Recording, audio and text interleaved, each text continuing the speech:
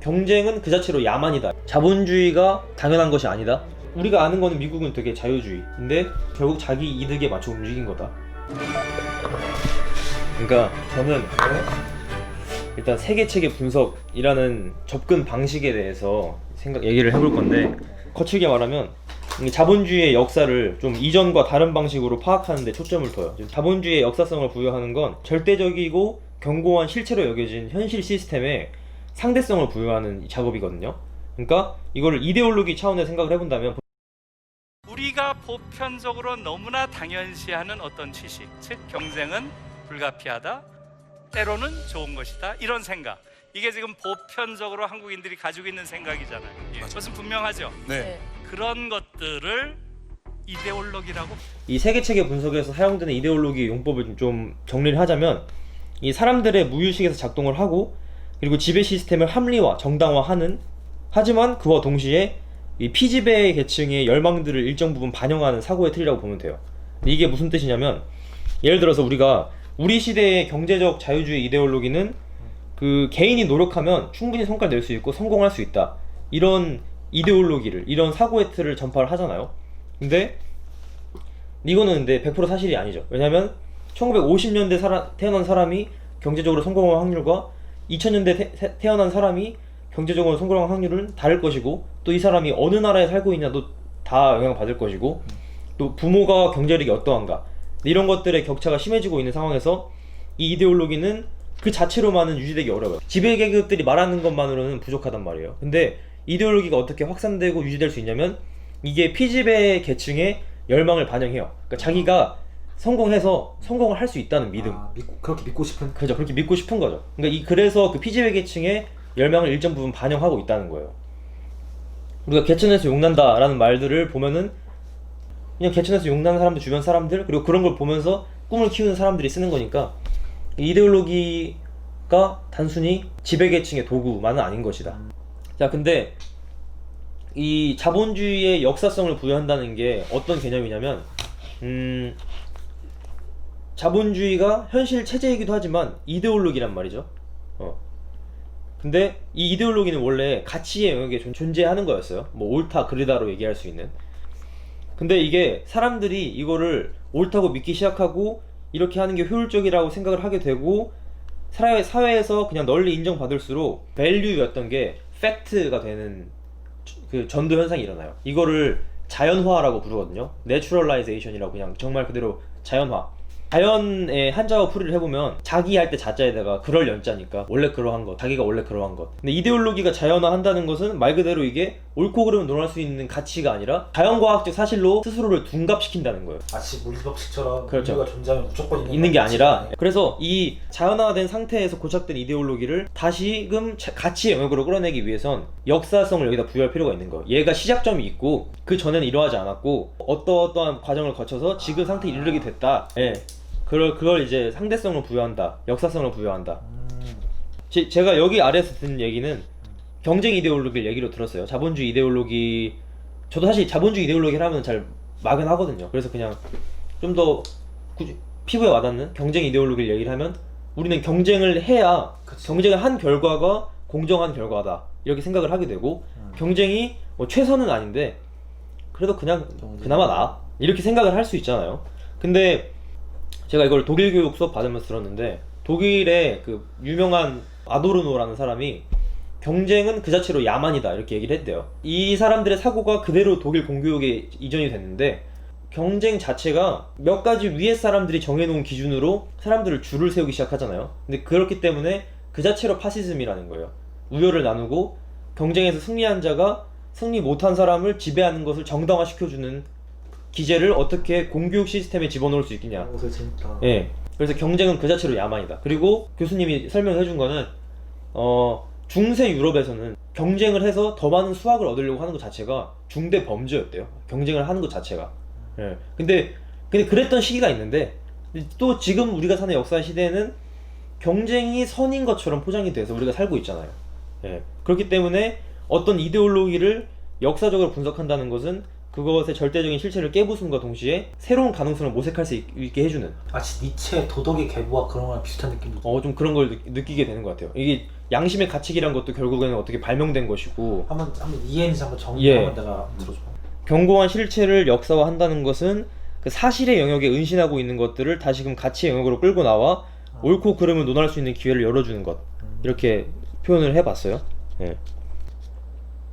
오케이. 그러면 자, 정리를 해서 세계체계적 분석 혹은 접근은 이 자본주의를 역사화하려는 마르크스의 시도 위에서 정초되어 있는데, 다만 이 자본주의의 원리, 자본을 축적하려는, 끊임없이 자본을 축적하려는 자본주의의 원리가 이 현실 세상에서 국가와 국가들 간의 시스템과 맞물리면서 어떻게 작동을 했고 역사적으로 변화했냐, 이걸 보려고 하는 거예요.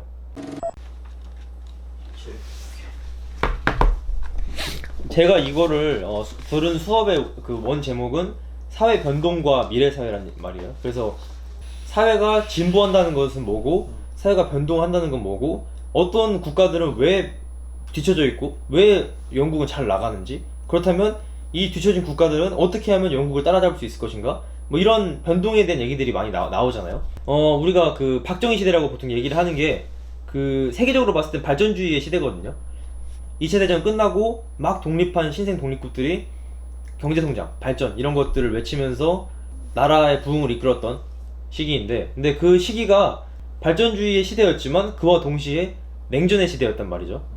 그렇다면은 왜 미국이 그렇게 나라들을 근대화시키는데 혈안이 돼 있었냐라고 하면은 냉전의 시대였기 때문에 미국은 원조를 제공하는 것이 단순히 경제적인 목적이 아니라 국가 안보의 목적이었기 때문에. 그래서 아까 냉전의 시대랑 그 발전의 시대를 같이 중첩해서 봤는데. 예, 그래서 예.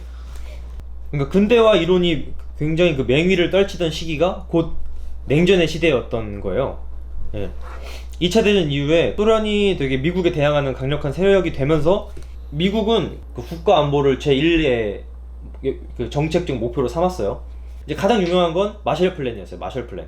기금을 대규모로 조성해서 유럽 국가들을 부흥시키겠다. 왜냐하면 미국의 입장에서는 사회주의와 공산주의가 어디서 가장 잘 싹트냐, 가난과 절망이 자라나는 곳에서 사회주의와 공산주의가 움튼다, 이렇게 생각을 했기 때문에, 그럼 그 반대로 이 사람들이 경제적으로 잘 먹고 잘 살면 자연스레 자유에 대한 목소리가 커질 거고, 그러면 자연스럽게 민주주의 정부를 지향할 거고, 민주주의와 자유의 가치를 지향하는 사람들은 미국 편이 될 것이다. 이렇게, 그래서 이 마셜 플랜을 비롯한 이 근대화론 정책 전체가 미국의 편을 만들기 위한, 우방들을 끌어당기기 위한 정책의 일환으로서 진행이 되었다라고 보시면 될 것 같아요. 예. 근데 이제 돈만으로는 이제 불가능해요. 돈만 퍼줘서는 그냥 호구가 되는 거지 패권을 주긴 어려워요. 이 사회학에서 우리는 그냥 패권을 얘기했을 때 뭔가 그냥 강력한 힘 이렇게 얘기하는데, 패권의 영어는 이제 헤게모니거든요. 헤게모니. 근데 이 사회학에서 헤게모니는 단순히 외압적인 힘 이런 걸 뜻하는 게 아니라 그 도덕적인 지도력까지 의미를 해요. 단어가 너무 많은데. 도덕적 지도. 네, 도덕적 지도력. 너희가 뭐 자유주의를 지향하면 미국한테만 좋은 게 아니라 너희도 좋아. 너희도 경제성장 잘할 수 있어. 이런 식으로 뭔가 이데올로기적인 이상을 제공을 해줘야 한다는 것이죠. 그게 패권인 거고. 그래서 개별 이익을 일반 이익으로 만드는 도덕적 지도력이 헤게모니다. 개별 이익을 일반적 이익으로. 이 말 좋아할 줄 알았어요. 이런 추상화된, 높은 수준의 추상화된, 개념화시키는. 왜 알아서 좋아할까? 뭔가 이 말 듣고 그러니까 딱 정리된 느낌이잖아요. 이게 그 쾌감이거든. 제인식의 쾌감. 그래서 다음 문단 보면은 이제 패권은 그래서 돈만으로 안 된다. 부국강병의 길을 제시해 줘야 된다. 근데 왜 미국이 급하게 그렇게 막 근대화론 프로젝트를 만들었냐면, 당시 나라들을 보면요, 옛날 제국주의 국가들 빼고 이제 막 생겨난 나라들은 다 식민지배의 경험이 있었던 국가들이에요.